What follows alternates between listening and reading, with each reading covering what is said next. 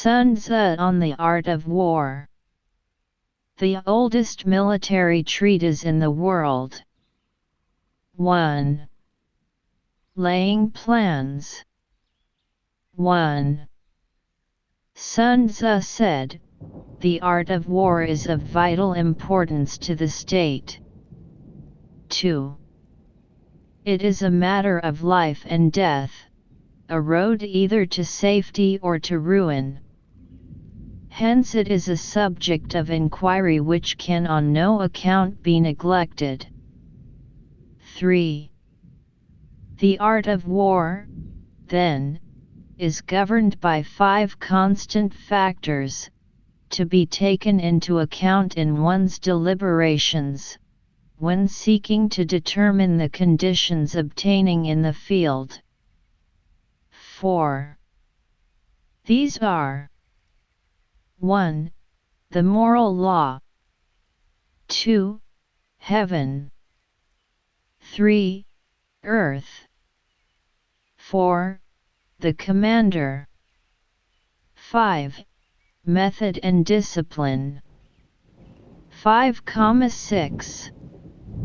The moral law causes the people to be in complete accord with their ruler, so that they will follow him regardless of their lives, undismayed by any danger. 7. Heaven signifies night and day, cold and heat, times and seasons. 8. Earth comprises distances, great and small, danger and security, open ground and narrow passes, the chances of life and death. 9. The commander stands for the virtues of wisdom, sincerely, benevolence, courage and strictness. 10. By method and discipline are to be understood the marshalling of the army in its proper subdivisions, the graduations of rank among the officers, the maintenance of roads by which supplies may reach the army, and the control of military expenditure. 11. These 5 heads should be familiar to every general. He who knows them will be victorious, he who knows them not will fail. 12. Therefore, in your deliberations, when seeking to determine the military conditions, let them be made the basis of a comparison, in this wise. 13. 1. Which of the 2 sovereigns is imbued with the moral law? 2. Which of the 2 generals has most ability? 3. With whom lie the advantages derived from heaven and earth? 4. On which side is discipline most rigorously enforced? 5. Which army is stronger? 6. On which side are officers and men more highly trained? 7. In which army is there the greater constancy both in reward and punishment? 14. By means of these 7 considerations I can forecast victory or defeat. 15. The general that hearkens to my counsel and acts upon it, will conquer. Let such a one be retained in command. The general that hearkens not to my counsel nor acts upon it, will suffer defeat. Let such a one be dismissed. 16. While heading the profit of my counsel, avail yourself also of any helpful circumstances over and beyond the ordinary rules. 17. According as circumstances are favorable, one should modify one's plans. 18. All warfare is based on deception. 19.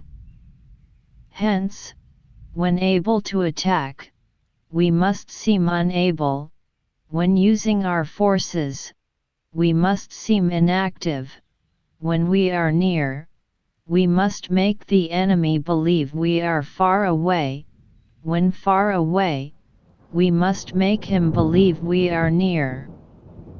20. Hold out baits to entice the enemy. Feign disorder, and crush him. 21. If he is secure at all points, be prepared for him. If he is in superior strength, evade him. 22.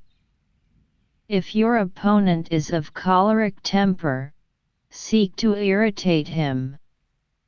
Pretend to be weak, that he may grow arrogant. 23. If he is taking his ease, give him no rest. If his forces are united, separate them. 24. Attack him where he is unprepared, appear where you are not expected. 25.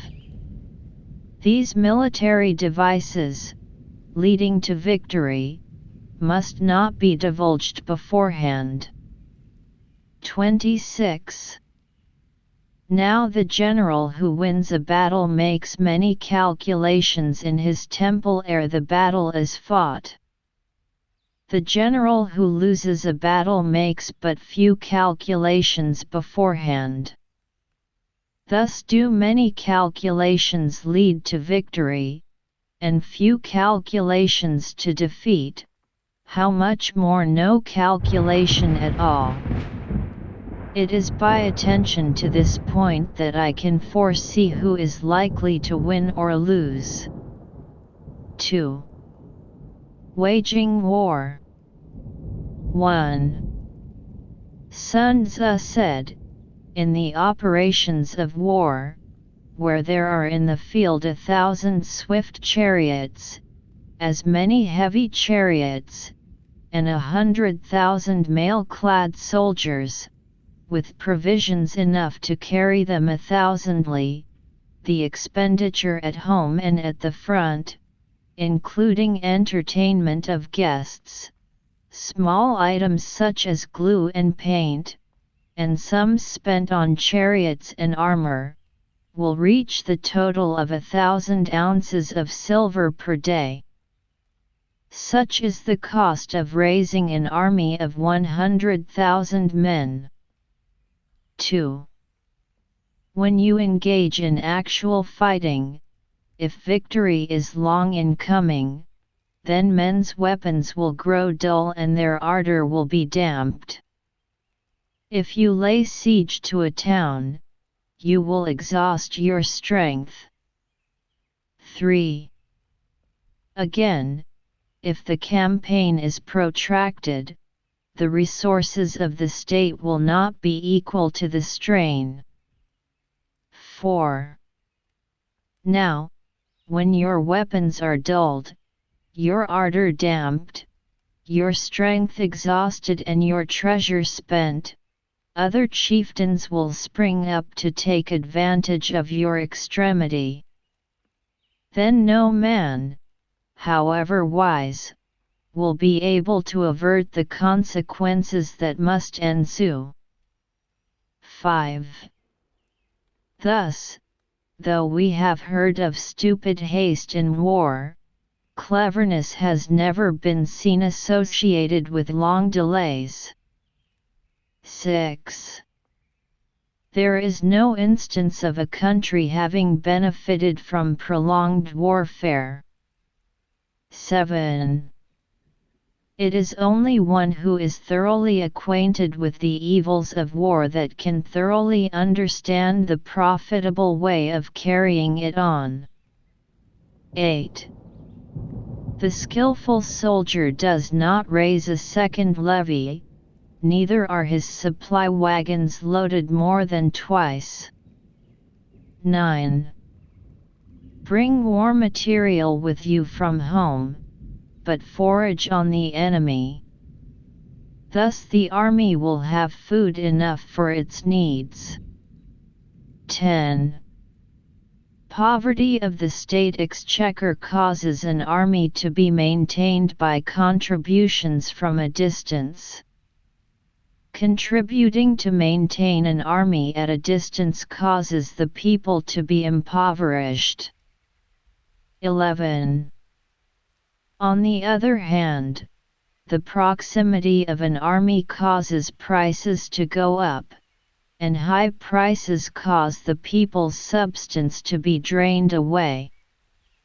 12. When their substance is drained away, the peasantry will be afflicted by heavy exactions. 13,14. With this loss of substance and exhaustion of strength, the homes of the people will be stripped bare, and 3/10 of their income will be dissipated, while government expenses for broken chariots, worn out horses, breastplates and helmets, bows and arrows, spears and shields, protective mantles, draft oxen and heavy wagons, will amount to 4/10 of its total revenue. 15. Hence a wise general makes a point of foraging on the enemy.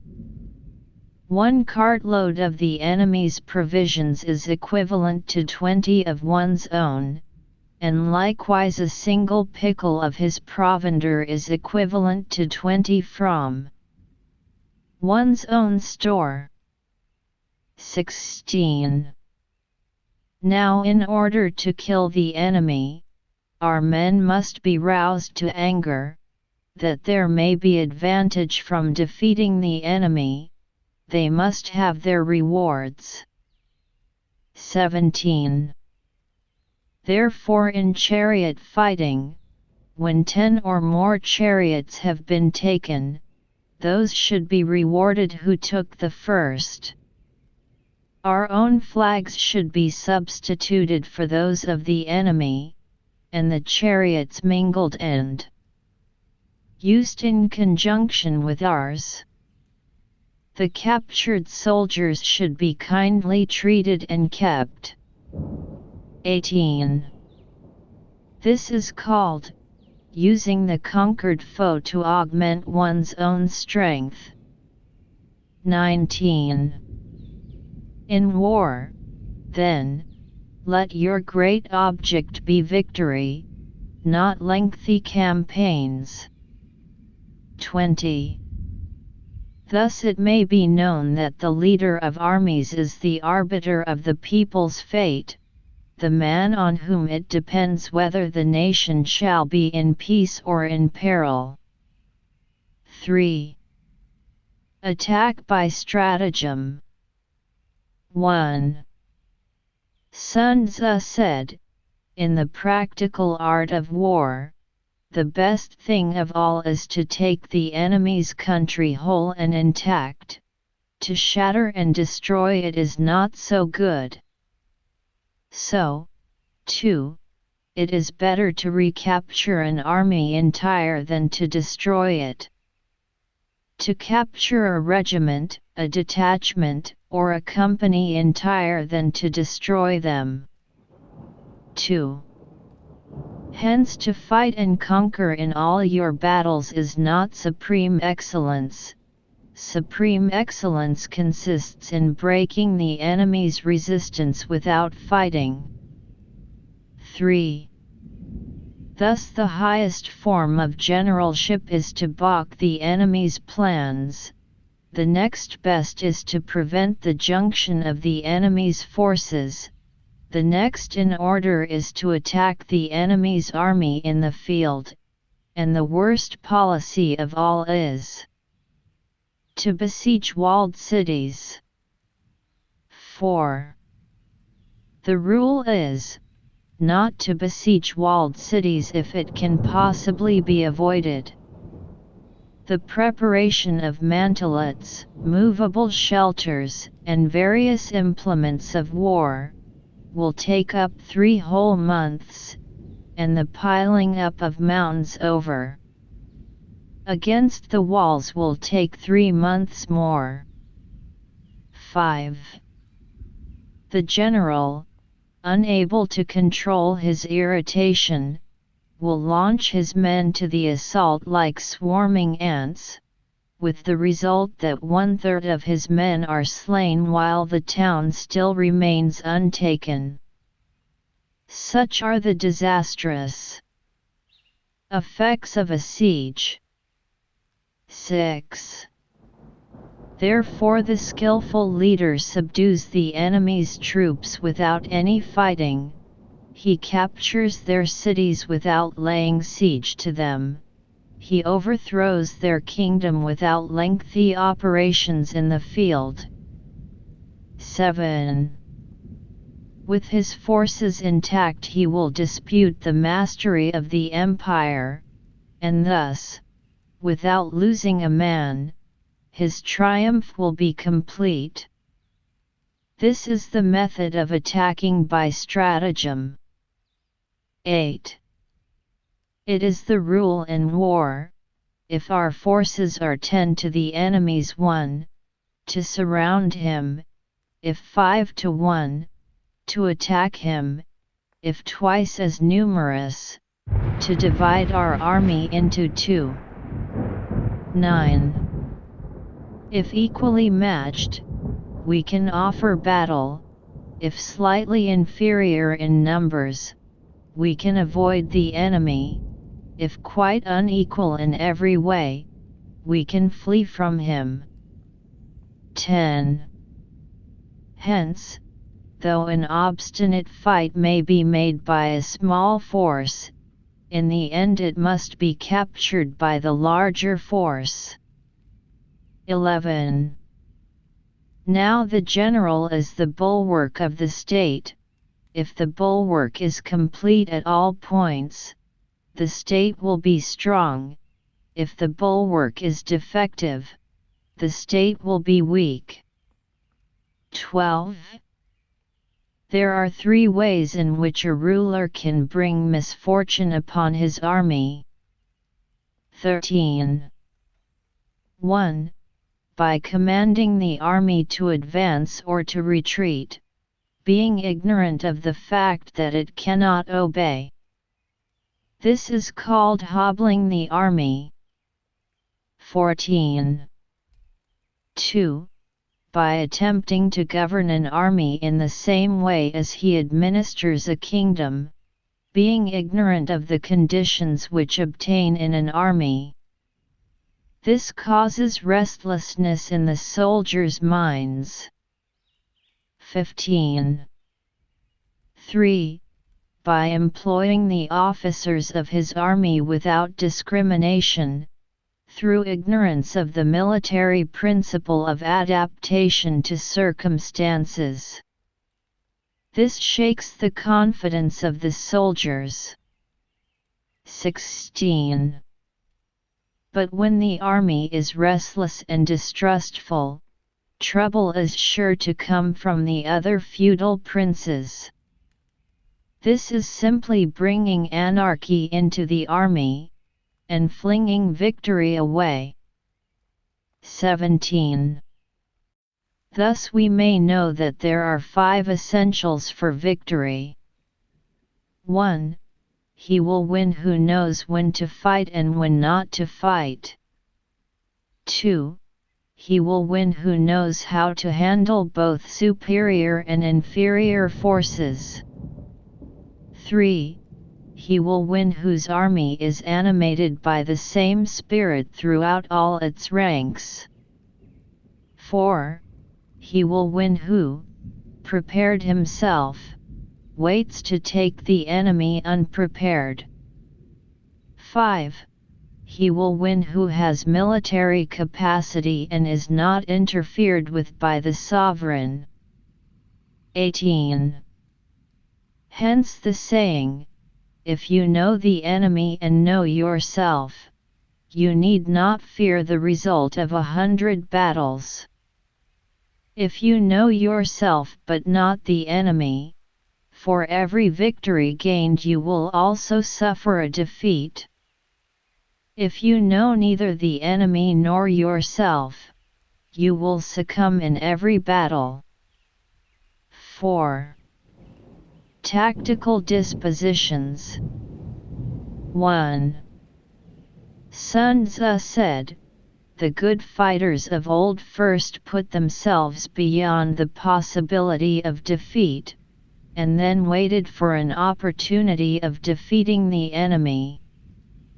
2.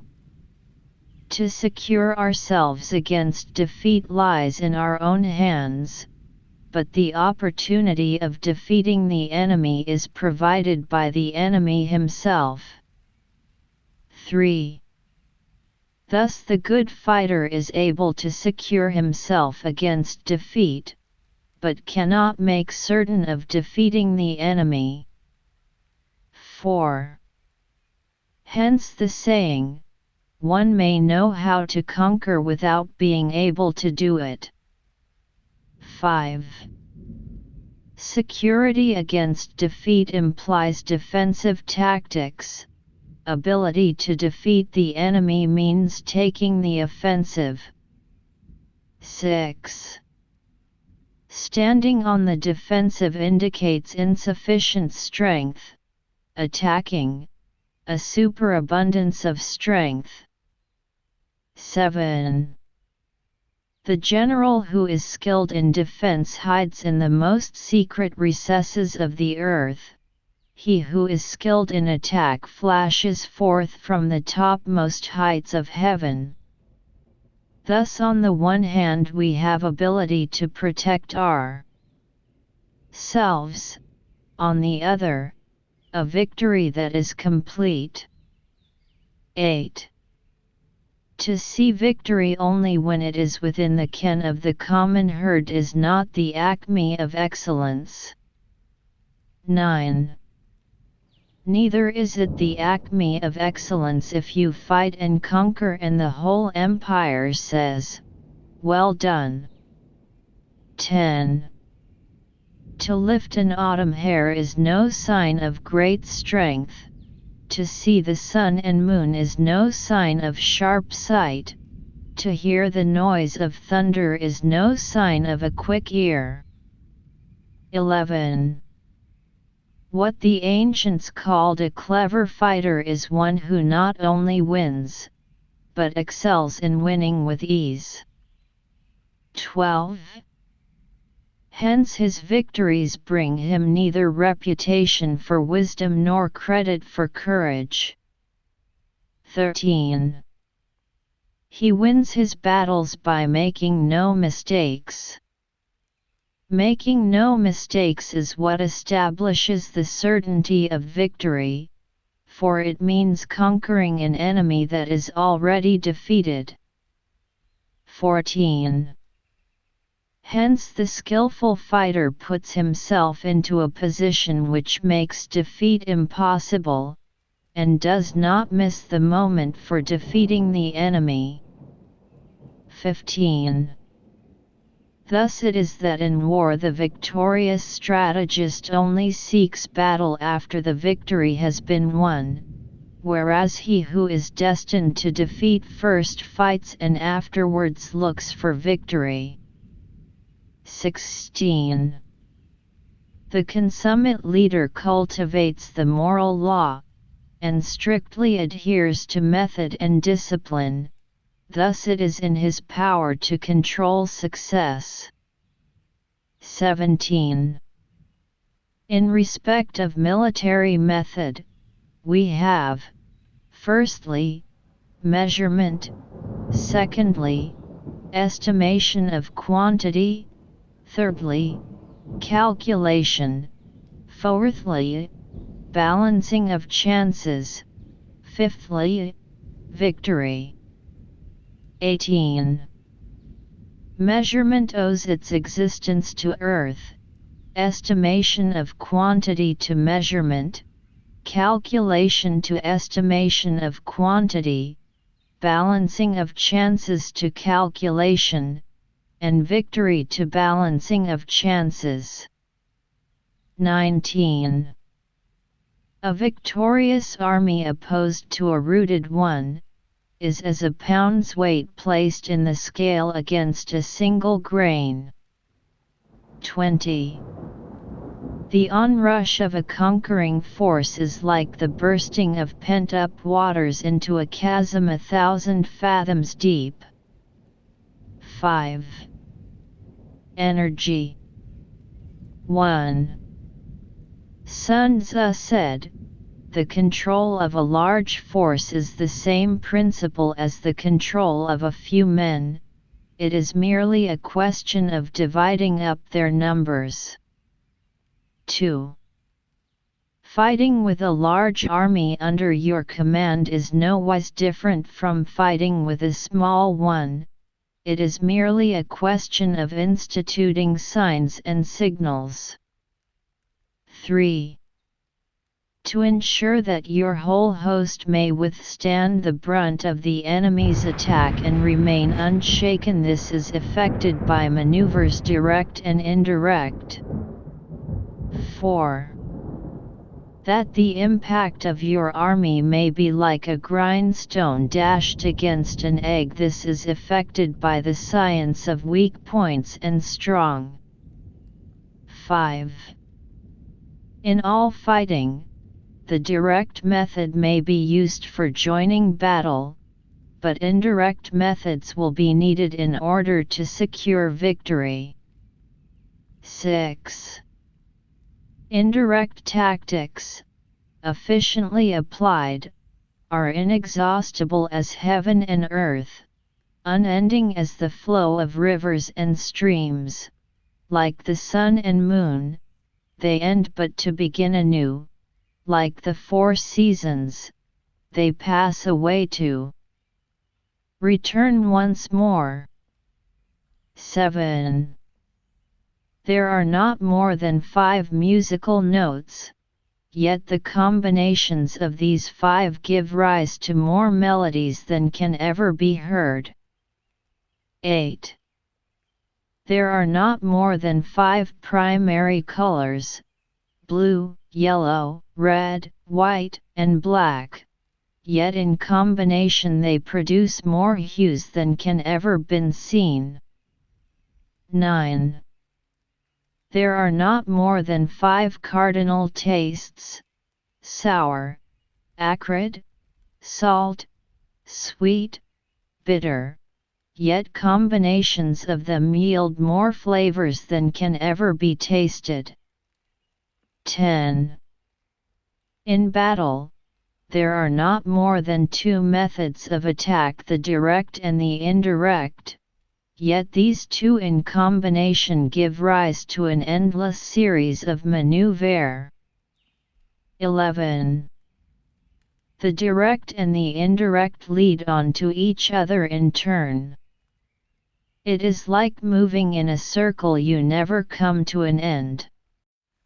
Who can exhaust the possibilities of their combination? 12. The onset of troops is like the rush of a torrent which will even roll stones along in its course. 13. The quality of decision is like the well-timed swoop of a falcon which enables it to strike and destroy its victim. 14. Therefore the good fighter will be terrible in his onset, and prompt in his decision. 15. Energy may be likened to the bending of a crossbow, decision, to the releasing of a trigger. 16. Amid the turmoil and tumult of battle, there may be seeming disorder and yet no real disorder at all. Amid confusion and chaos, your array may be without head or tail, yet it will be proof against defeat. 17. Simulated disorder postulates perfect discipline. Simulated fear postulates courage. Simulated weakness postulates strength. 18. Hiding order beneath the cloak of disorder is simply a question of subdivision. Concealing courage under a show of timidity presupposes a fund of latent energy. Masking strength with weakness is to be effected by tactical dispositions. 19. Thus one who is skillful at keeping the enemy on the move maintains deceitful appearances, according to which the enemy will act. He sacrifices something, that the enemy may snatch at it. 20. By holding out baits, he keeps him on the march, then with a body of picked men he lies in wait for him. 21. The clever combatant looks to the effect of combined energy, and does not require too much from individuals. Hence his ability to pick out the right men and utilize combined energy. 22. When he utilizes combined energy, his fighting men become as it were like unto rolling logs or stones. For it is the nature of a log or stone to remain motionless on level ground, and to move when on a slope, if four-cornered, to come to a standstill, but if round-shaped, to go rolling down. 23. Thus the energy developed by good fighting men is as the momentum of a round stone rolled down a mountain thousands of feet in height. So much on the subject of energy. 6 weak points and strong. 1. Sun Tzu said, "Whoever is first in the field and awaits the coming of the enemy, will be fresh for the fight. Whoever is second in the field and has to hasten to battle will arrive exhausted." 2.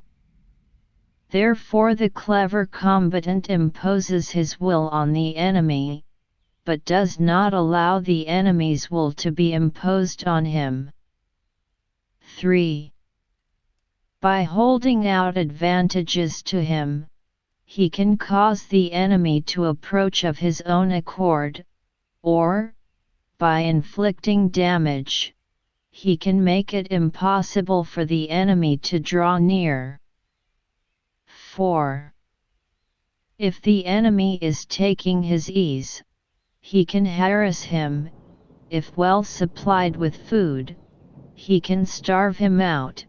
If quietly encamped, he can force him to move. 5. Appear at points which the enemy must hasten to defend. March swiftly to places where you are not expected. 6.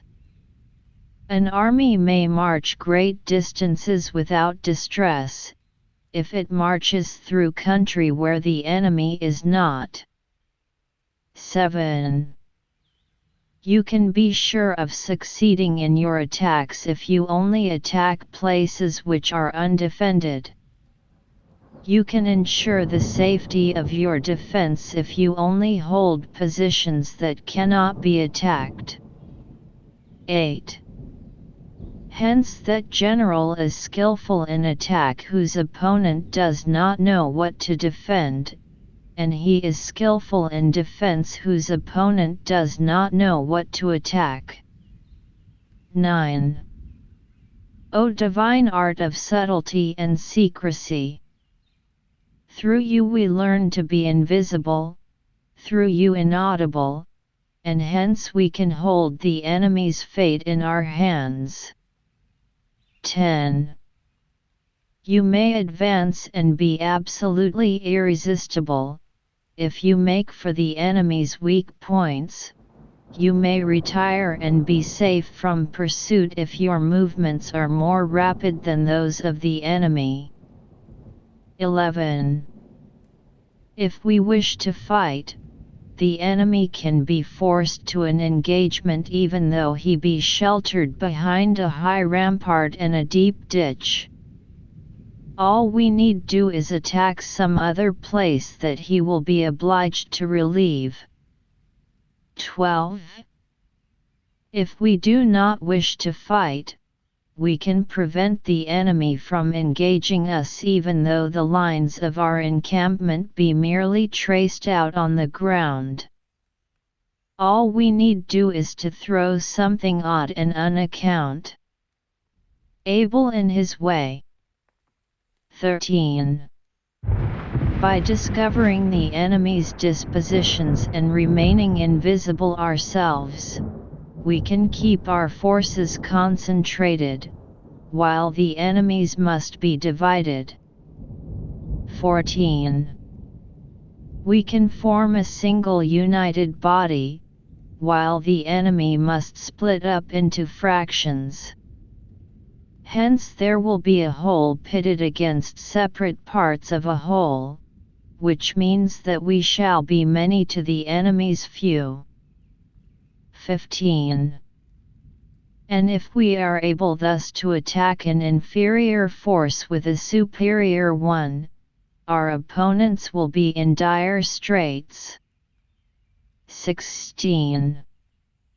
The spot where we intend to fight must not be made known, for then the enemy will have to prepare against a possible attack at several different points, and his forces being thus distributed in many directions, the numbers we shall have to face at any given point will be proportionately few. 17.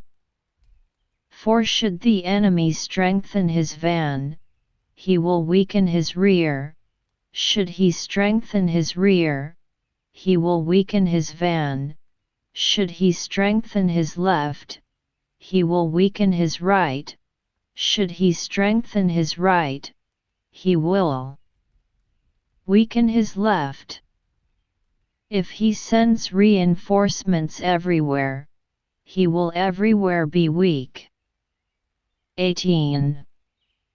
Numerical weakness comes from having to prepare against possible attacks; numerical strength, from compelling our adversary to make these preparations against us. 19. Knowing the place and the time of the coming battle, we may concentrate from the greatest distances in order to fight. 20. But if neither time nor place be known, then the left wing will be impotent to succor the right equally impotent to succor the left, the van unable to relieve the rear, or the rear to support the van. How much more so if the furthest portions of the army are anything under 100 li apart, and even the nearest are separated by several li. 21. Though according to my estimate the soldiers of you exceed our own in number, that shall advantage them nothing in the matter of victory. I say then that victory can be achieved. 22. Though the enemy be stronger in numbers, we may prevent him from fighting. Scheme so as to discover his plans and the likelihood of their success. 23. Rouse him, and learn the principle of his activity or inactivity. Force him to reveal himself, so as to find out his vulnerable spots. 24. Carefully compare the opposing army with your own, so that you may know where strength is superabundant and where it is deficient. 25. In making tactical dispositions, the highest pitch you can attain is to conceal them. Conceal your dispositions, and you will be safe from the prying of the subtlest spies, from the machinations of the wisest brains. 26. How victory may be produced for them out of the enemy's own tactics, that is what the multitude cannot comprehend. 27. All men can see the tactics whereby I conquer, but what none can see is the strategy out of which victory is evolved. 28. Do not repeat the tactics which have gained you one victory, but let your methods be regulated by the infinite variety of circumstances. 29. Military tactics are like unto water, for water in its natural course runs away from high places and hastens downwards. 30. So in war, the way is to avoid what is strong and to strike at what is weak. 31. Water shapes its course according to the nature of the ground over which it flows. The soldier works out his victory in relation to the foe whom he is facing. 32. Therefore, just as water retains no constant shape, so in warfare there are no constant conditions. 33. He who can modify his tactics in relation to his opponent and thereby succeed in winning, may be called a heaven-born captain. 34. The five elements, water, fire, wood, metal, earth, are not always equally predominant. The four seasons make way for each other in turn. There are short days and long. The moon has its periods of waning and waxing. 7. Maneuvering. 1. Sun Tzu said, in war, the general receives his commands from the sovereign. 2. Having collected an army and concentrated his forces, he must blend and harmonize the different elements thereof before pitching his camp. 3. After that, comes tactical maneuvering, than which there is nothing more difficult. The difficulty of tactical maneuvering consists in turning the devious into the direct, and misfortune into gain. 4.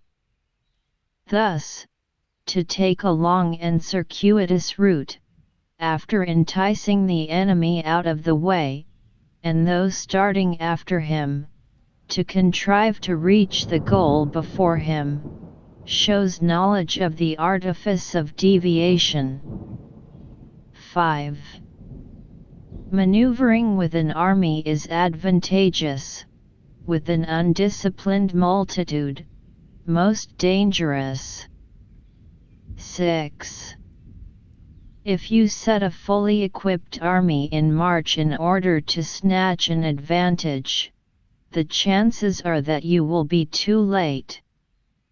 On the other hand, to detach a flying column for the purpose involves the sacrifice of its baggage and stores. 7.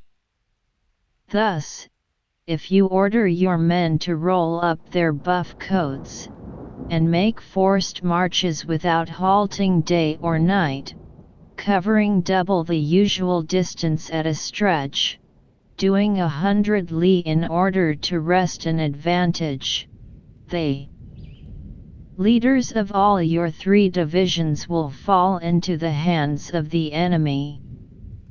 8.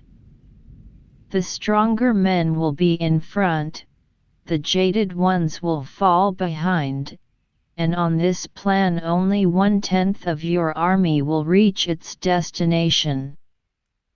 9. If you march 50 li in order to outmaneuver the enemy, you will lose the leader of your 1st division, and only half your force will reach the goal. 10. If you march 30 li with the same object, 2/3 of your army will arrive. 11. We may take it then that an army without its baggage train is lost, without provisions it is lost, without bases of supply it is lost. 12. We cannot enter into alliances until we are acquainted with the designs of our neighbors. 13.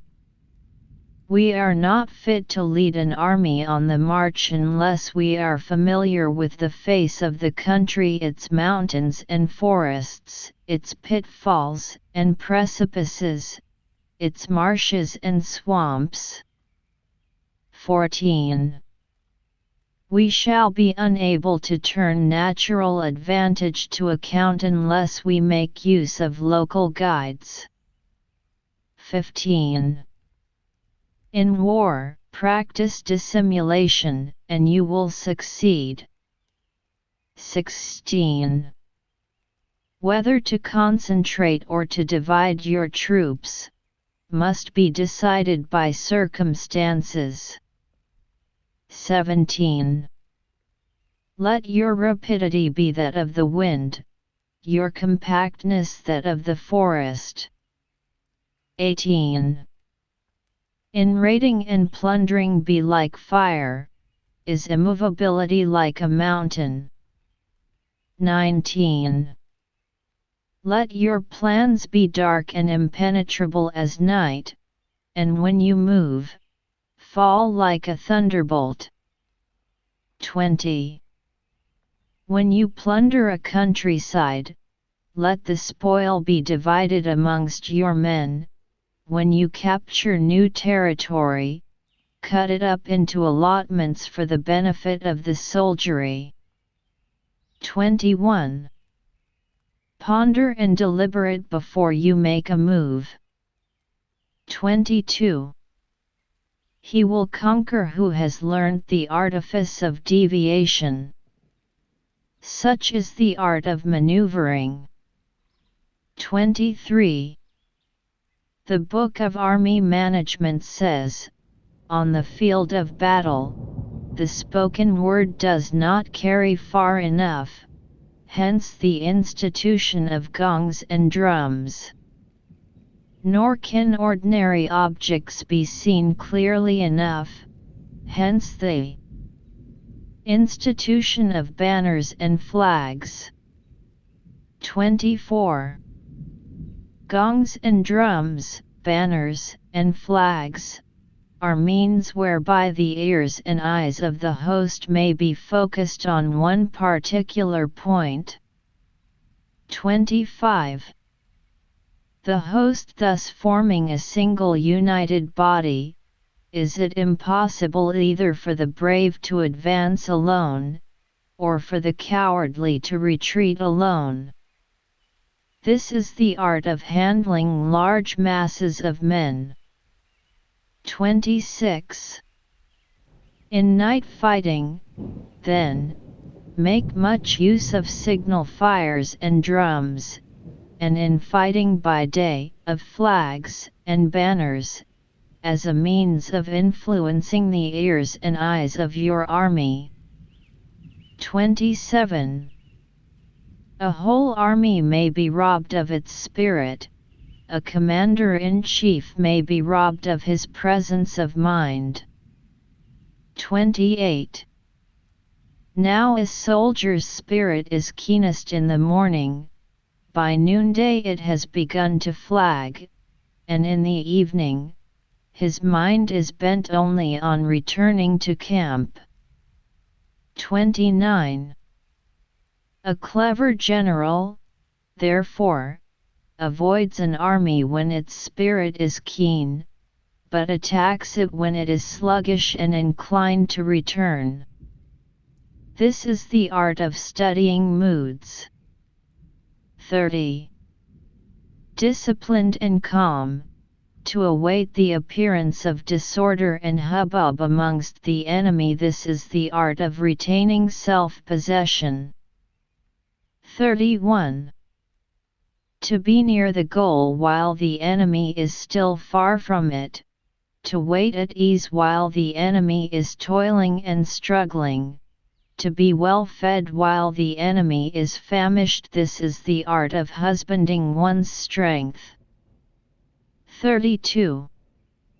To refrain from intercepting an enemy whose banners are in perfect order, to refrain from attacking an army drawn up in calm and confident array. This is the art of studying circumstances.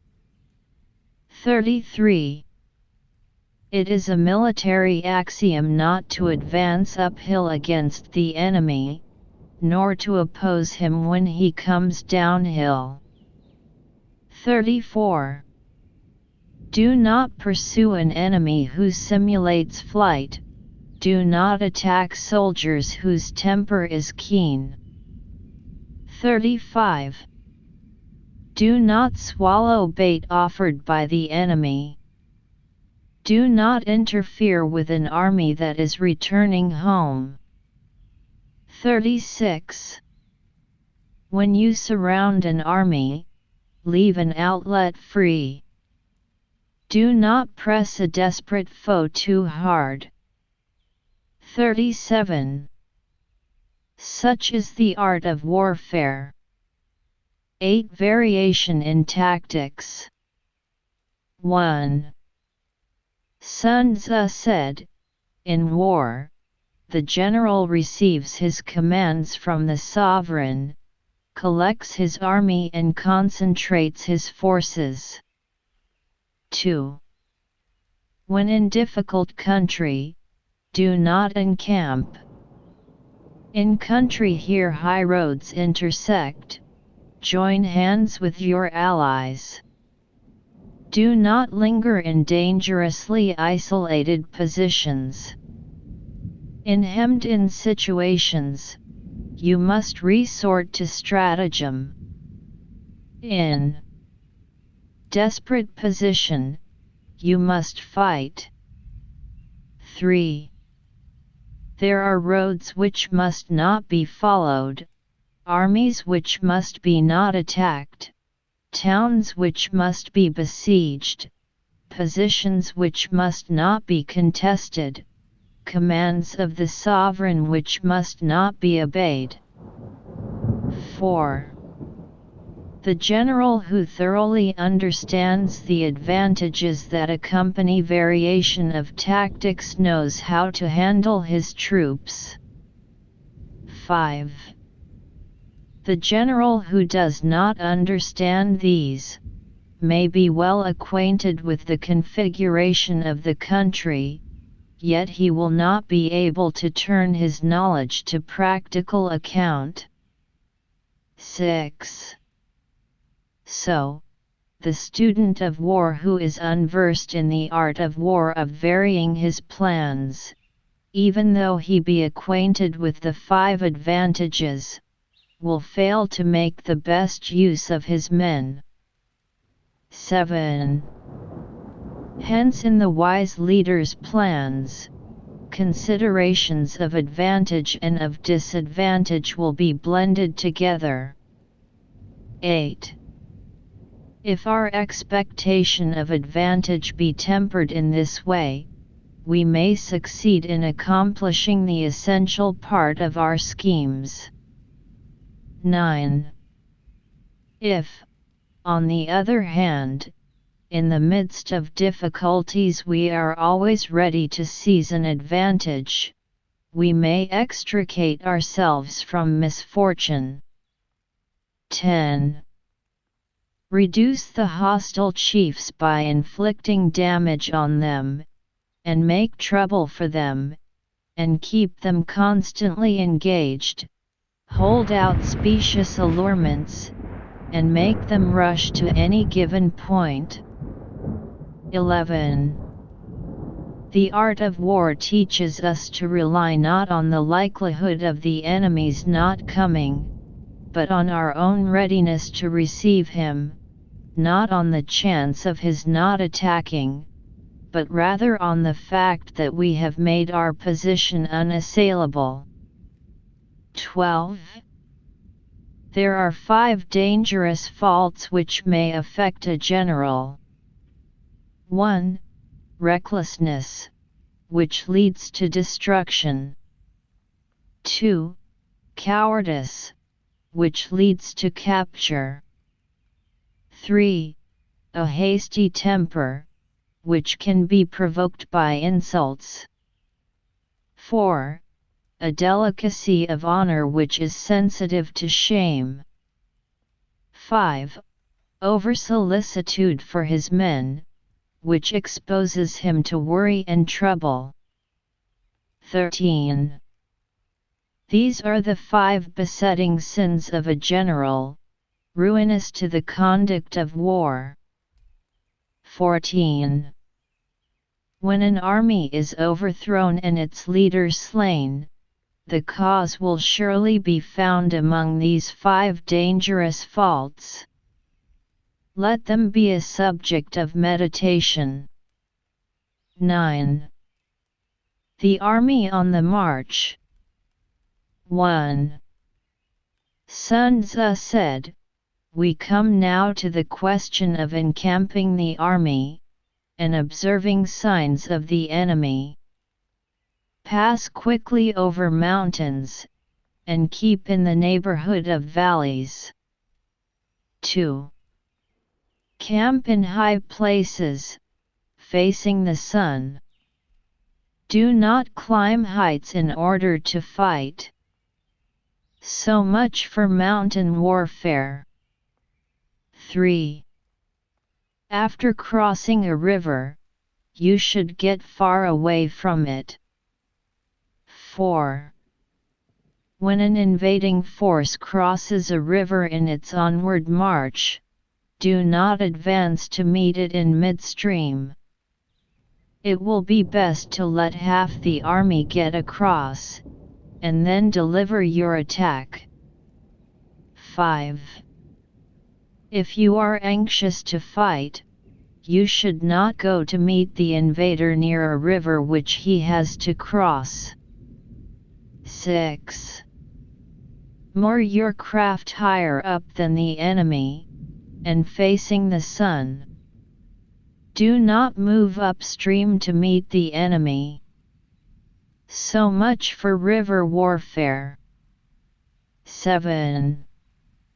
In crossing salt marshes, your sole concern should be to get over them quickly, without any delay. 8. If forced to fight in a salt marsh, you should have water and grass near you, and get your back to a clump of trees. So much for operations in salt marshes. 9. In dry, level country, take up an easily accessible position with rising ground to your right and on your rear, so that the danger may be in front, and safety lie behind. So much for campaigning in flat country. 10. These are the 4 useful branches of military knowledge which enabled the Yellow Emperor to vanquish 4 several sovereigns. 11. All armies prefer high ground to low and sunny places to dark. 12. If you are careful of your men, and camp on hard ground, the army will be free from disease of every kind, and this will spell victory. 13. When you come to a hill or a bank, occupy the sunny side, with the slope on your right rear. Thus you will at once act for the benefit of your soldiers and utilize the natural advantages of the ground. 14.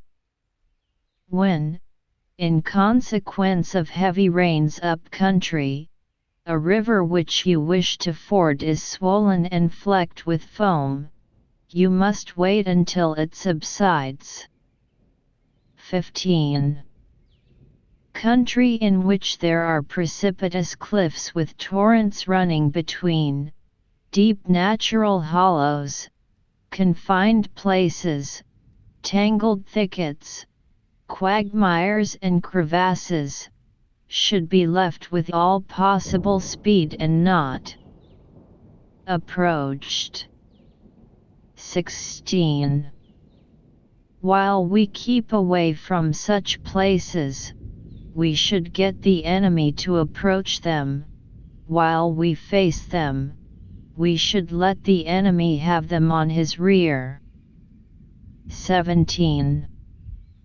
If in the neighborhood of your camp there should be any hilly country, ponds surrounded by aquatic grass, hollow basins filled with reeds, or woods with thick undergrowth, they must be carefully rooted out and searched, for these are places where men in ambush or insidious spies are likely to be lurking.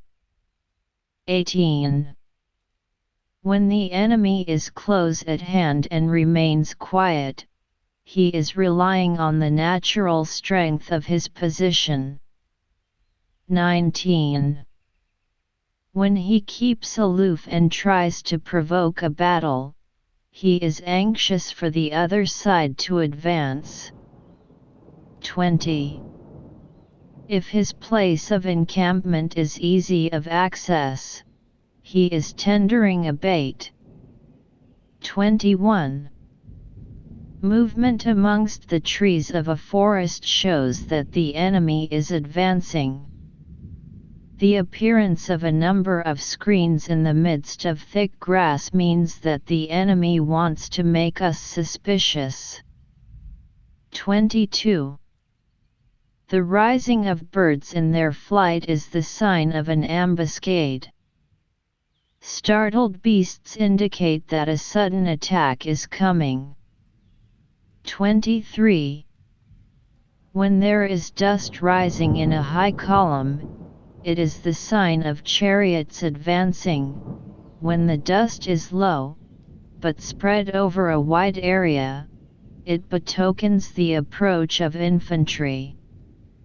When it branches out in different directions, it shows that parties have been sent to collect firewood. A few clouds of dust moving to and fro signify that the army is encamping. 24. Humble words and increased preparations are signs that the enemy is about to advance. Violent language and driving forward as if to the attack are signs that he will retreat. 25. When the light chariots come out first and take up a position on the wings, it is a sign that the enemy is forming for battle. 26. Peace proposals unaccompanied by a sworn covenant indicate a plot. 27. When there is much running about and the soldiers fall into rank, it means that the critical moment has come. 28. When some are seen advancing and some retreating, it is a lure. 29. When the soldiers stand leaning on their spears, they are faint from want of food. 30. If those who are sent to draw water begin by drinking themselves, the army is suffering from thirst. 31. If the enemy sees an advantage to be gained and makes no effort to secure it, the soldiers are exhausted. 32. If birds gather on any spot, it is unoccupied. Clamor by night betokens nervousness. 33. If there is disturbance in the camp, the general's authority is weak. If the banners and flags are shifted about, sedition is afoot. If the officers are angry, it means that the men are weary. 34. When an army feeds its horses with grain and kills its cattle for food, and when the men do not hang their cooking pots over the camp fires, showing that they will not return to their tents, you may know that they are determined to fight to the death. 35. The sight of men whispering together in small knots or speaking in subdued tones points to disaffection amongst the rank and file. 36. Too frequent rewards signify that the enemy is at the end of his resources. Too many punishments betray a condition of dire distress. 37. To begin by bluster, but afterwards to take fright at the enemy's numbers, shows a supreme lack of intelligence. 38. When envoys are sent with compliments in their mouths, it is a sign that the enemy wishes for a truce. 39. If the enemy's troops march up angrily and remain facing ours for a long time without either joining battle or taking themselves off again, the situation is one that demands great vigilance and circumspection. 40. If our troops are no more in number than the enemy, that is amply sufficient. It only means that no direct attack can be made. What we can do is simply to concentrate all our available strength, keep a close watch on the enemy, and obtain reinforcements. 41. He who exercises no forethought but makes light of his opponents is sure to be captured by them. 42. If soldiers are punished before they have grown attached to you, they will not prove submissive, and, unless submissive, then will be practically useless. If, when the soldiers have become attached to you, punishments are not enforced, they will still be unless. 43.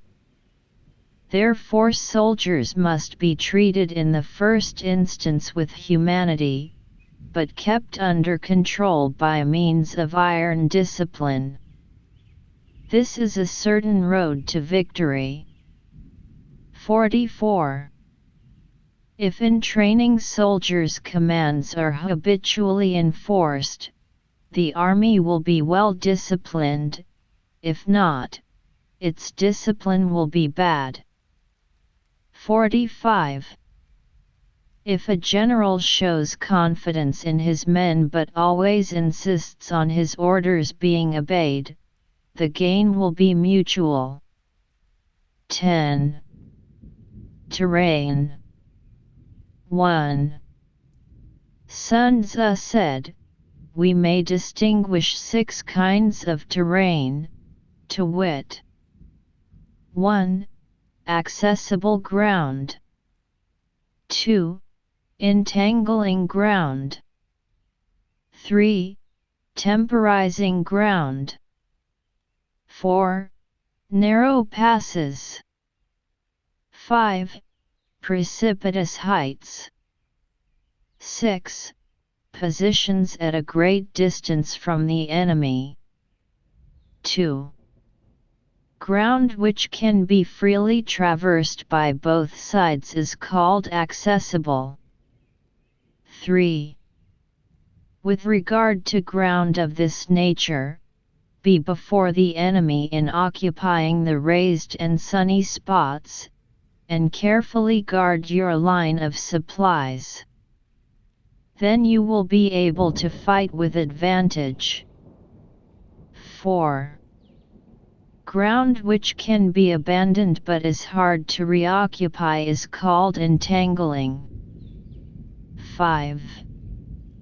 From a position of this sort, if the enemy is unprepared, you may sally forth and defeat him.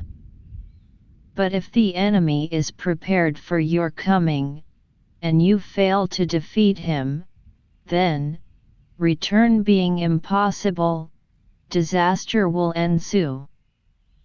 6.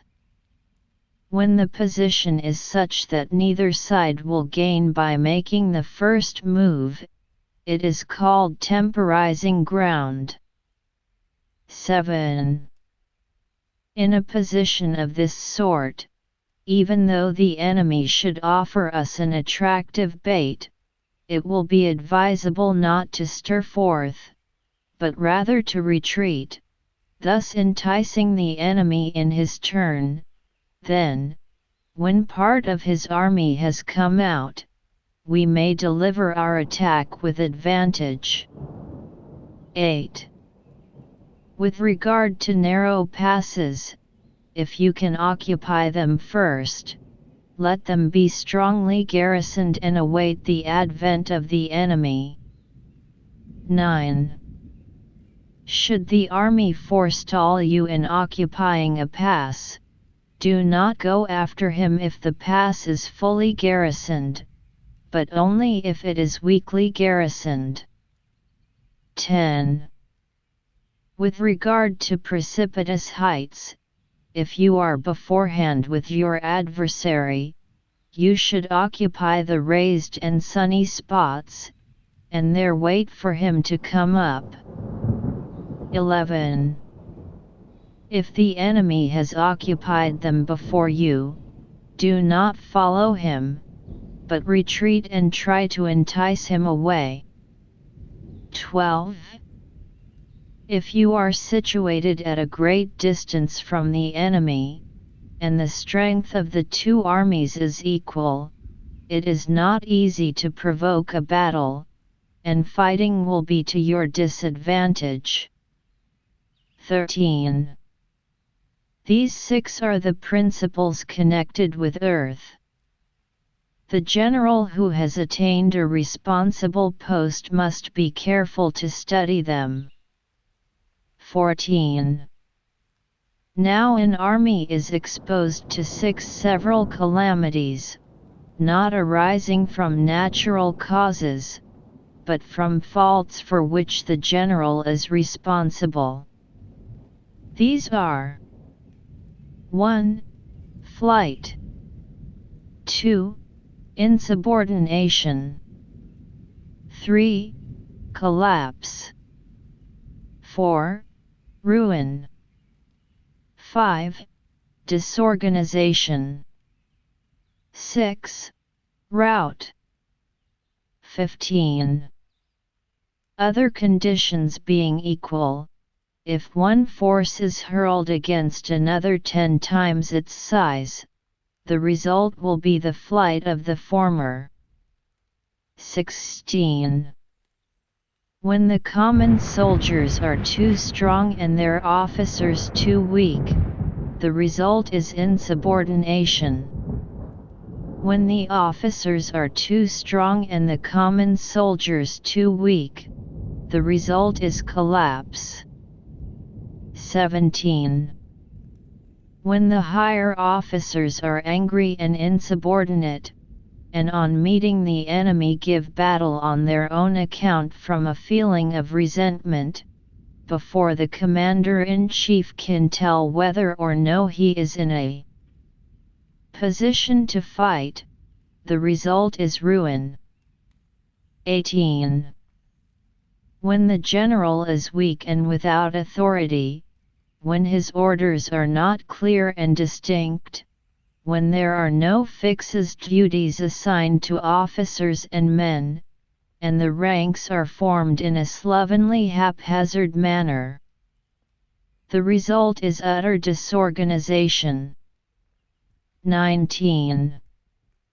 When a general, unable to estimate the enemy's strength, allows an inferior force to engage a larger one, or hurls a weak detachment against a powerful one, and neglects to place picked soldiers in the front rank, the result must be rout. 20. These are 6 ways of courting defeat, which must be carefully noted by the general who has attained a responsible post. 21. The natural formation of the country is the soldier's best ally, but a power of estimating the adversary, of controlling the forces of victory, and of shrewdly calculating difficulties, dangers, and distances, constitutes the test of a great general. 22. He who knows these things, and in fighting puts his knowledge into practice, will win his battles.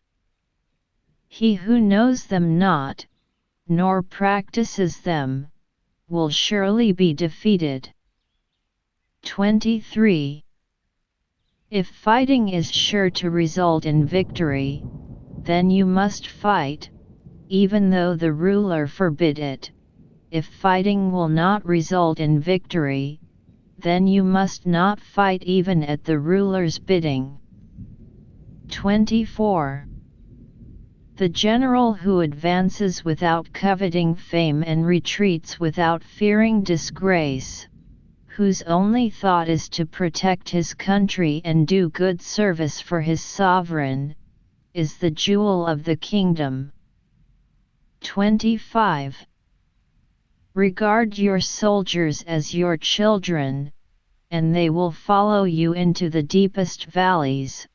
Look upon them as your own beloved sons, and they will stand by you even unto death. 26. If, however, you are indulgent, but unable to make your authority felt, kind-hearted, but unable to enforce your commands, and incapable, moreover, of quelling disorder, then your soldiers must be likened to spoilt children.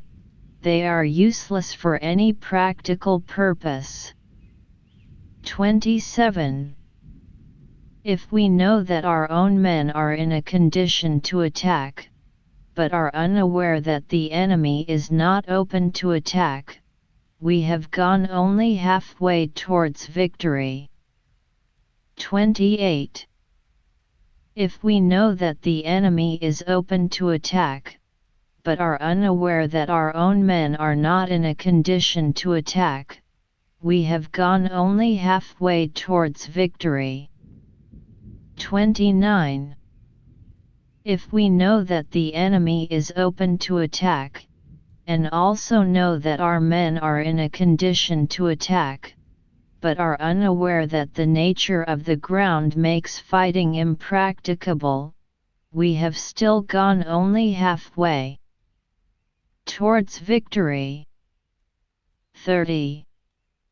Hence the experienced soldier, once in motion, is never bewildered.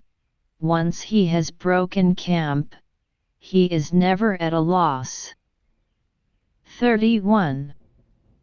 Hence the saying, if you know the enemy and know yourself, your victory will not stand in doubt. If you know heaven and know earth, you may make your victory complete. 11.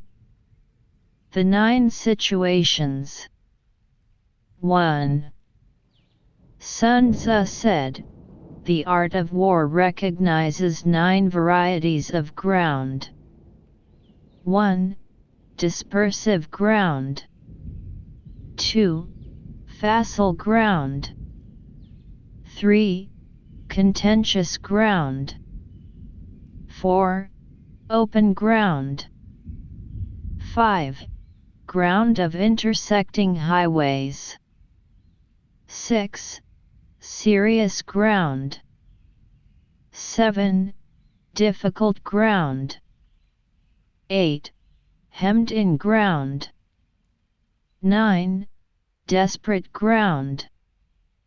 2.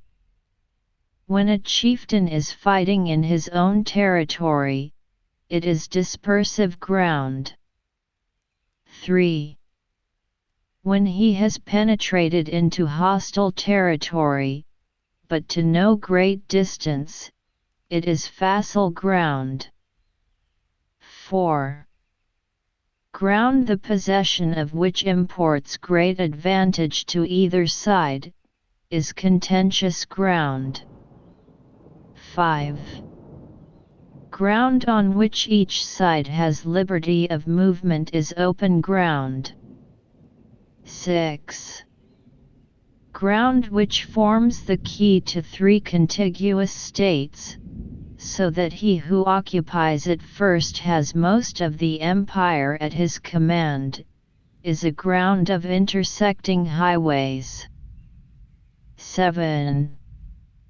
When an army has penetrated into the heart of a hostile country, leaving a number of fortified cities in its rear, it is serious ground. 8.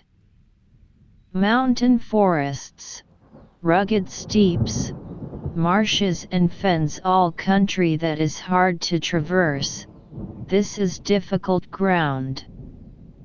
9.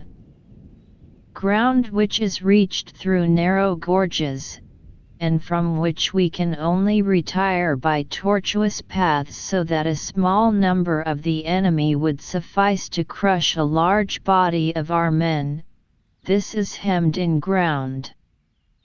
10.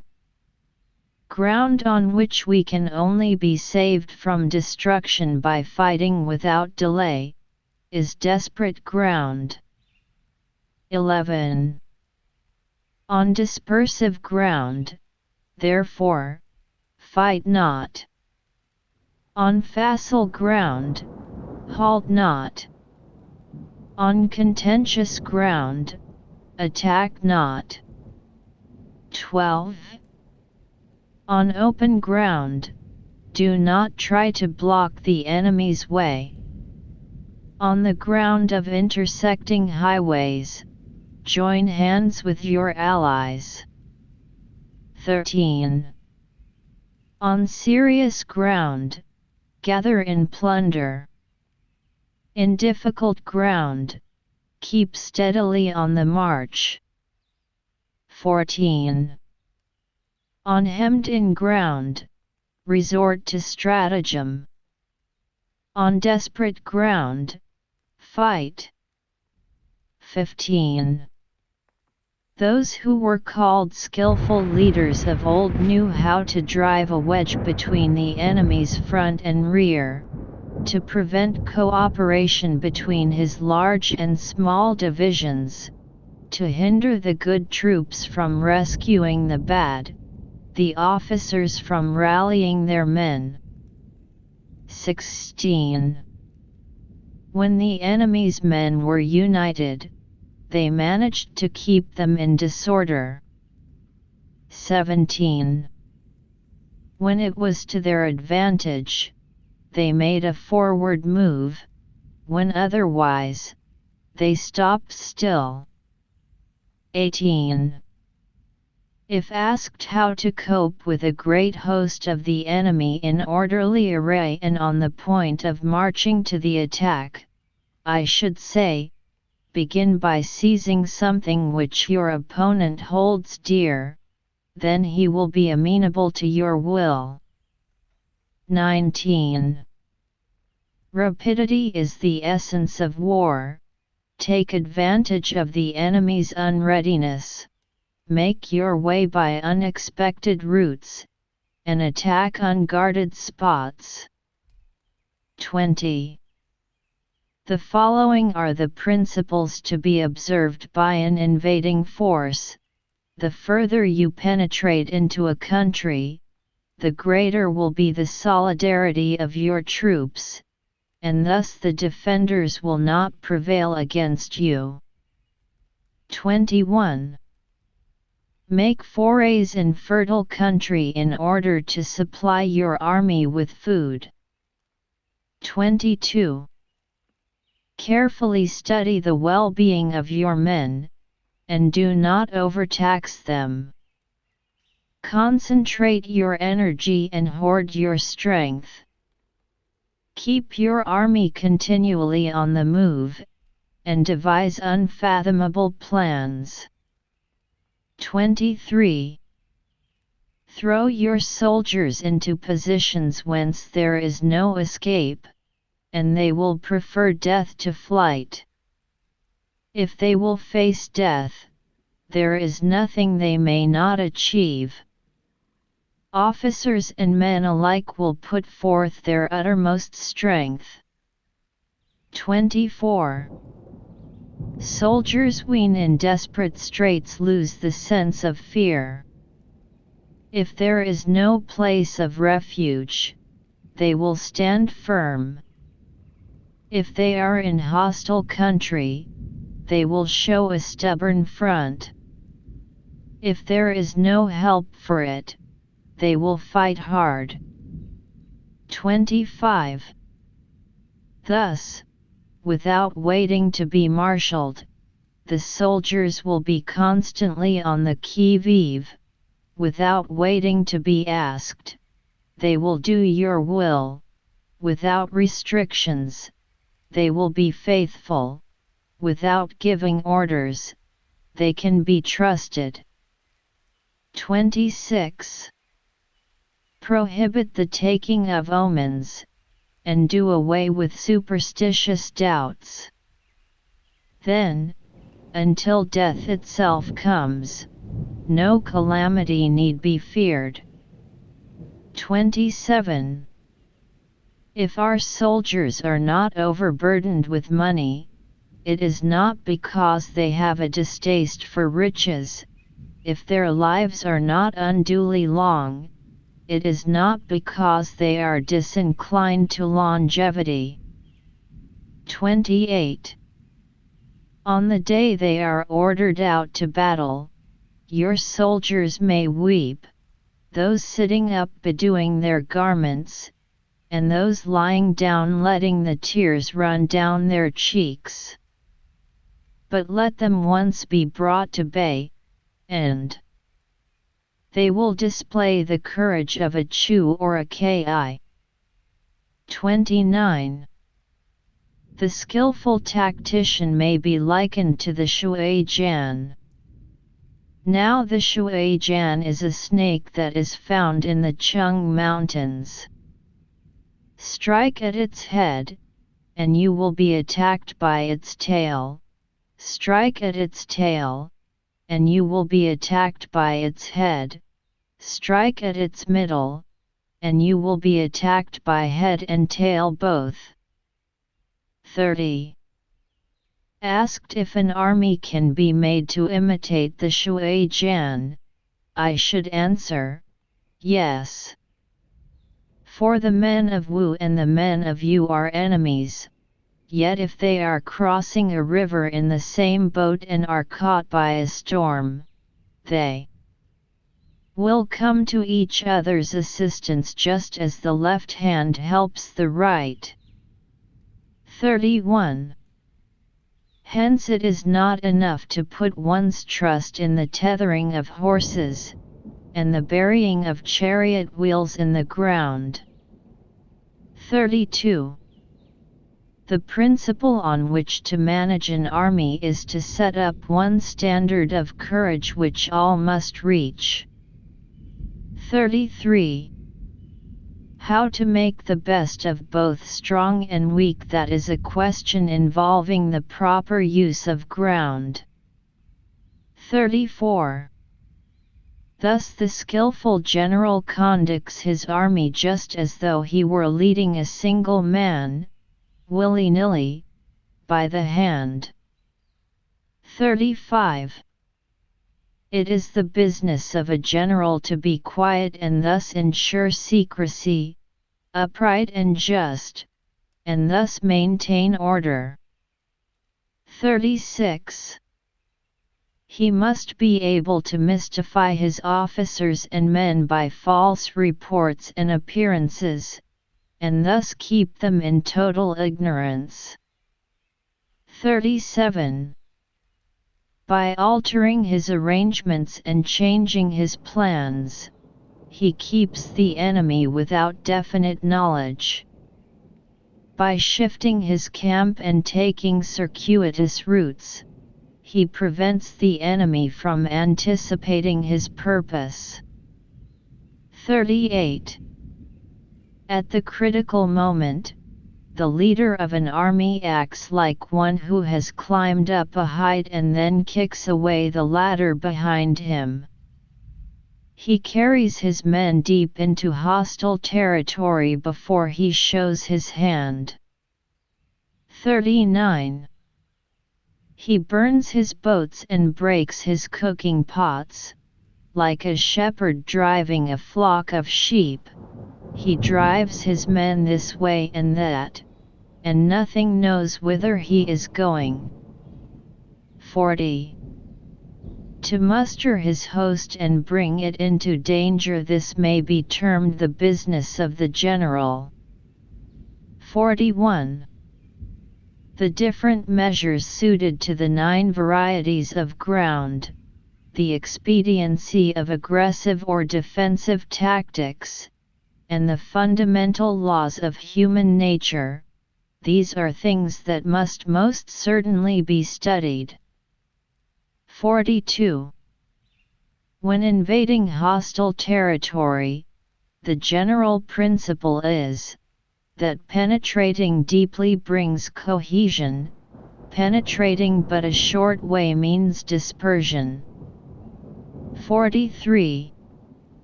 When you leave your own country behind, and take your army across neighborhood territory, you find yourself on critical ground.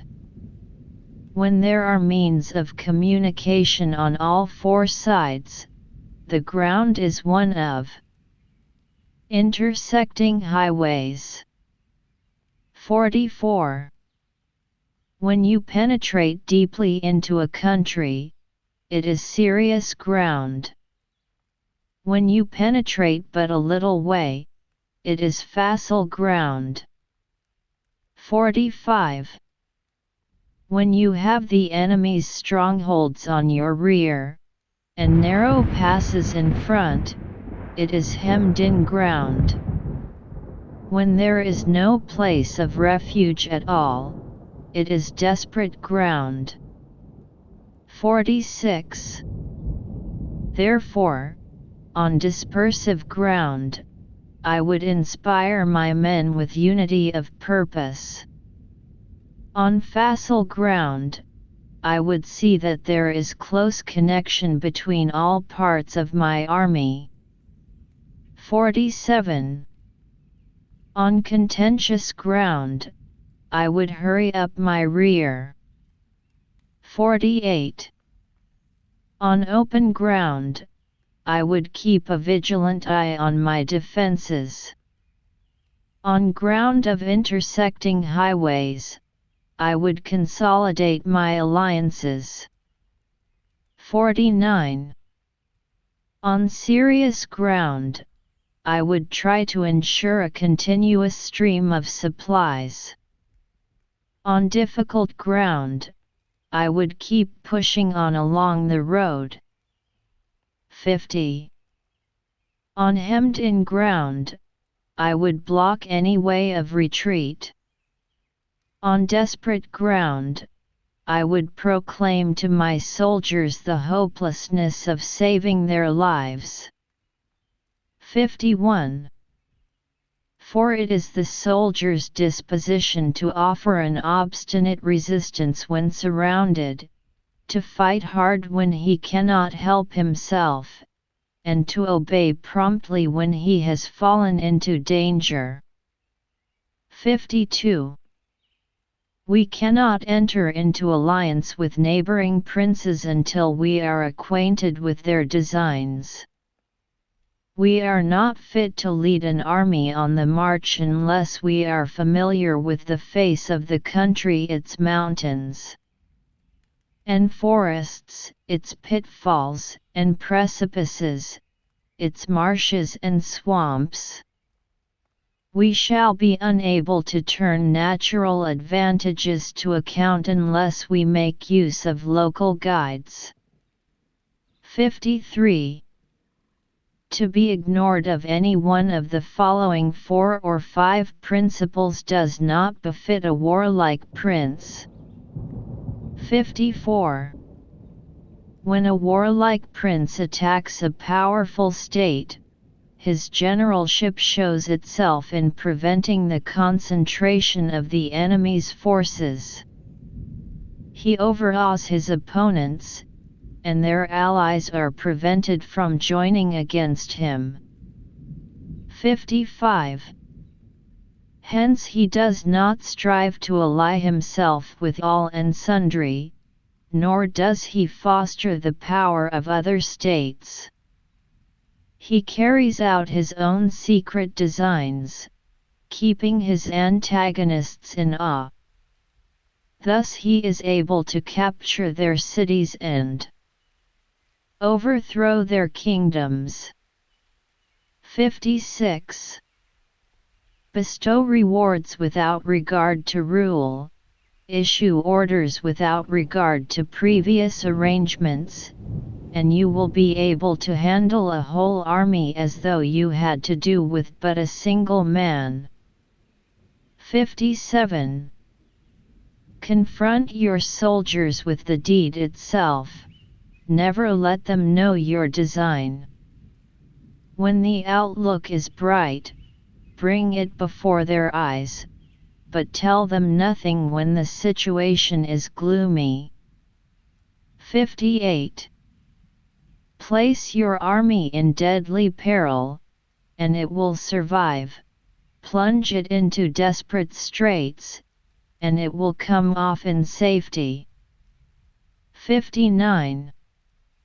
For it is precisely when a force has fallen into harm's way that is capable of striking a blow for victory. 60.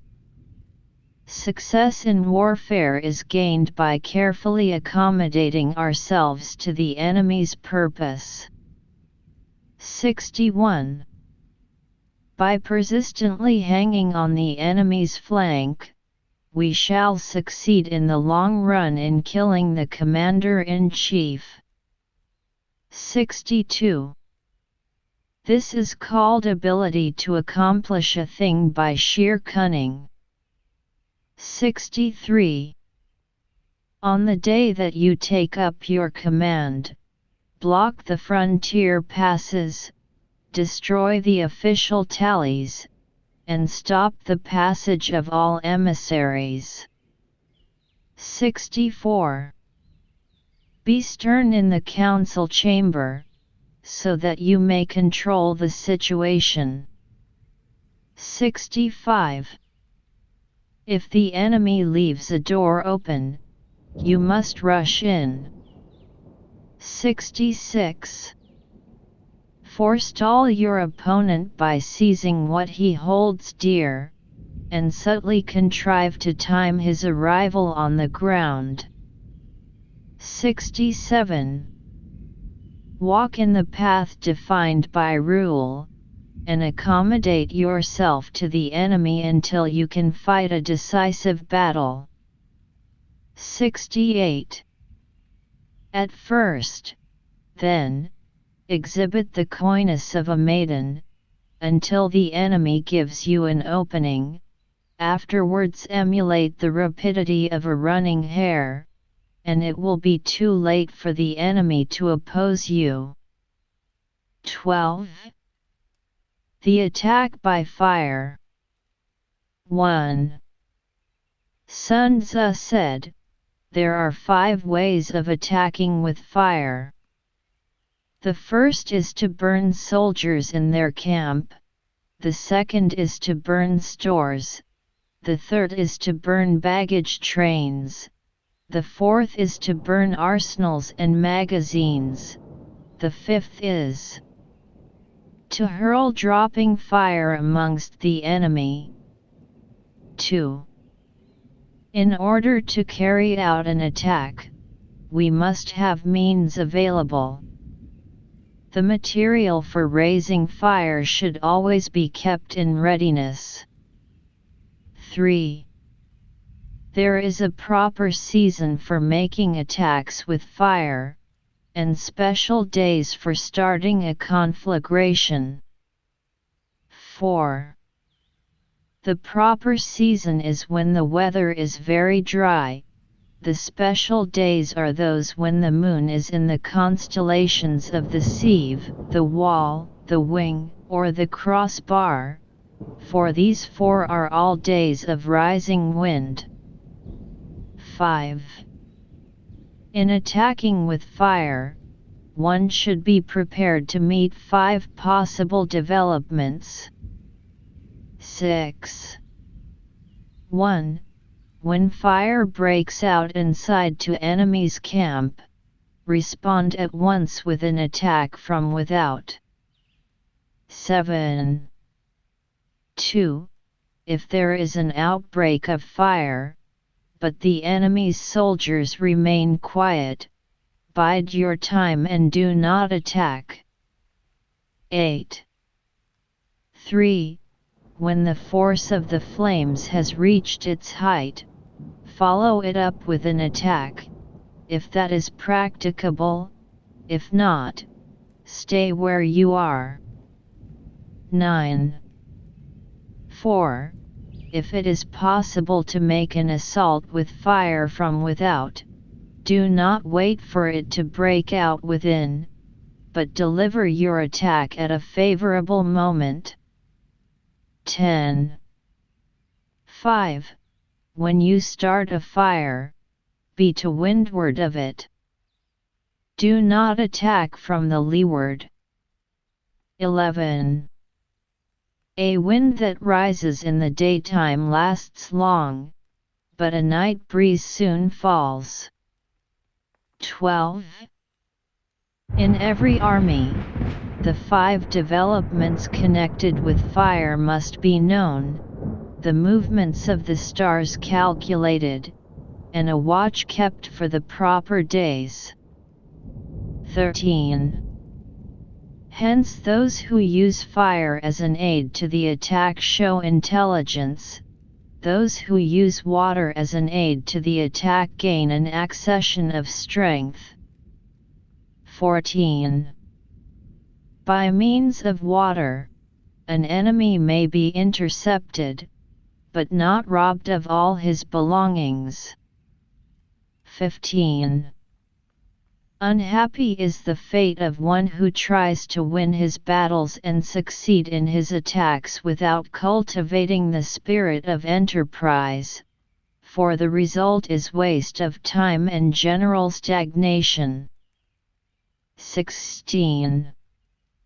Hence the saying, the enlightened ruler lays his plans well ahead, the good general cultivates his resources. 17. Move not unless you see an advantage, use not your troops unless there is something to be gained, fight not unless the position is critical. 18. No ruler should put troops into the field merely to gratify his own spleen, no general should fight a battle simply out of pique. 19. If it is to your advantage, make a forward move, if not, Stay where you are. 20. Anger may in time change to gladness. Vexation may be succeeded by content.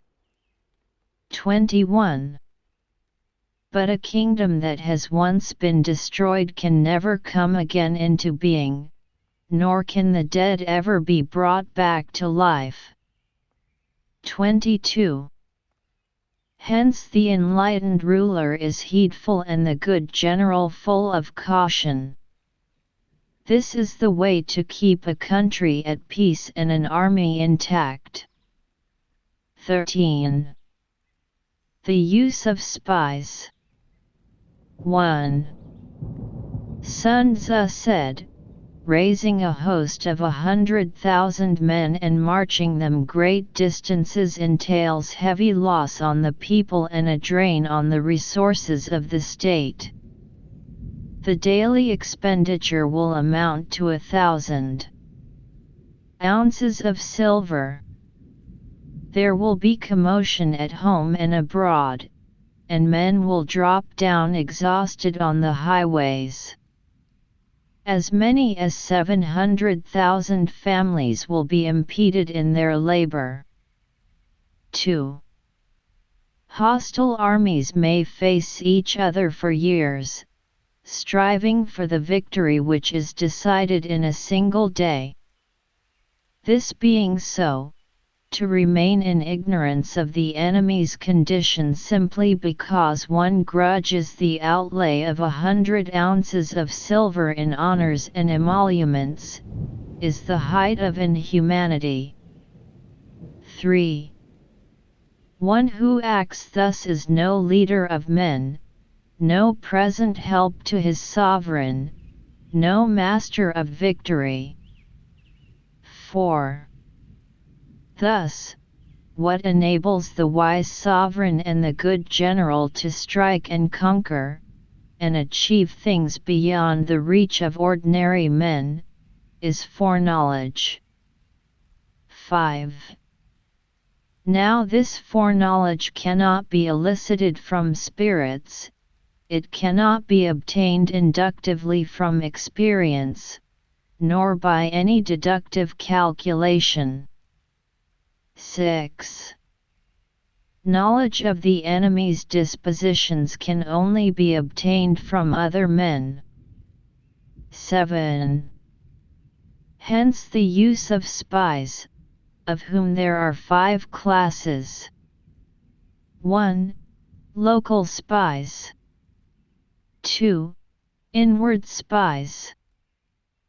3. Converted spies. 4. Doomed spies. 5. Surviving spies. 8. When these 5 kinds of spy are all at work, none can discover the secret system. This is called divine manipulation of the threads. It is the sovereign's most precious faculty. 9.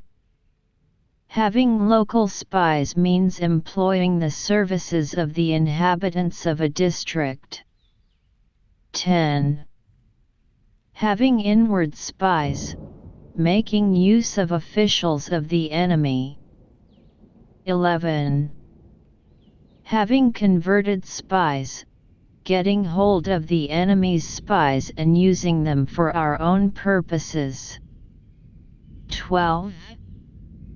Having doomed spies, doing certain things openly for purposes of deception, and allowing our spies to know of them and report them to the enemy. 13. Surviving spies, finally, are those who bring back news from the enemy's camp. 14. Hence it is that which none in the whole army are more intimate relations to be maintained than with spies. None should be more liberally rewarded. In no other business should greater secrecy be preserved. 15. Spies cannot be usefully employed without a certain intuitive sagacity. 16. They cannot be properly managed without benevolence and straightforwardness. 17. Without subtle ingenuity of mind, one cannot make certain of the truth of their reports. 18. Be subtle. Be subtle. And use your spies for every kind of business. 19. If a secret piece of news is divulged by a spy before the time is ripe, he must be put to death together with the man to whom the secret was told. 20. Whether the object be to crush an army, to storm a city, or to assassinate an individual, it is always necessary to begin by finding out the names of the attendants, the aides de camp, and doorkeepers and sentries of the general in command. Our spies must be commissioned to ascertain these. 21. The enemy's spies who have come to spy on us must be sought out, tempted with bribes, led away and comfortably housed.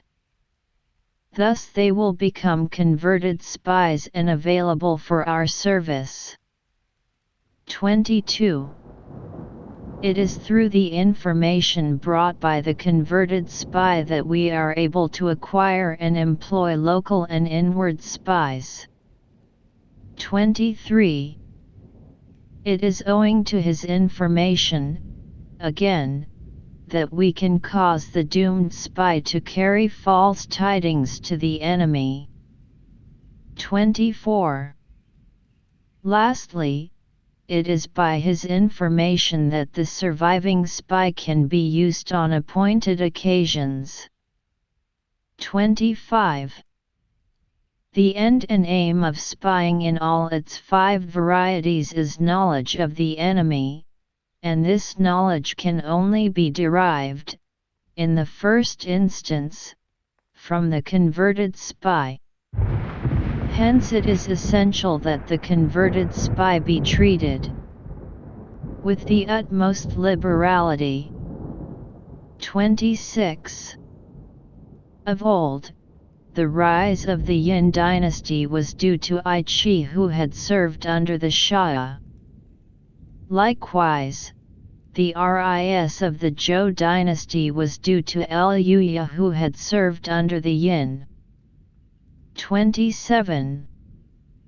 Hence it is only the enlightened ruler and the wise general who will use the highest intelligence of the army for purposes of spying, and thereby they achieve great results. Spies are a most important element in water, because on them depends an army's ability to move. Thank you for listening. Don't forget to like the video, subscribe to our channel, turn on notifications and comment. Hoping for a just world. Goodbye.